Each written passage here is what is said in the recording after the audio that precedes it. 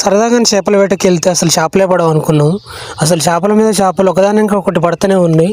మనకు పడ్డ చేపలు అయితే చాలా అద్భుతంగా ఉన్నాయి. చూడని వాళ్ళు అయితే సబ్స్క్రైబ్ చేసుకోండి. ఇప్పుడైతే మనం పడ్డ చేపలు అయితే మొత్తం కవర్లు వేసుకుని అయితే ఇంటికి బయలుదేరుతాను. చూడొచ్చు ఫ్రెండ్స్, మన పడ్డ చేపలలో జల్లలు, కంషలు మరియు ముక్కెరపాములు అయితే పడ్డాయి. అద్భుతమైన చేపలు కేజీ దాకా పడ్డాయి. కేజీ అర కేజీ దాకా అయితే పడ్డాయి. చూడొచ్చు, వీటిని అయితే మేము కత్తెరతో అయితే ఈజీగా ముళ్ళు అయితే కట్ చేసుకుంటున్నాం. జల్లలకైతే ఎక్కువ ముళ్ళు ఉంటాయి. చూడొచ్చు, జల్లలను అయితే కట్ చేసి అయితే పెట్టుకున్నాం. ఇవే కంషలు నల్లగా కొరమేనలాగా ఉంటాయి, పట్టుకుంటే జారుతాయి. ఇవే ముక్కెరపాములు, మా సైడ్ ముక్కెరపాములు అంటారు. మీ సైడ్ ఏమంటారు అనేది కామెంట్ చేయండి. ఇదే ముక్కెరపామును కొరమేను రెండింటిని అయితే పట్టుకోలేము మనం అయితే.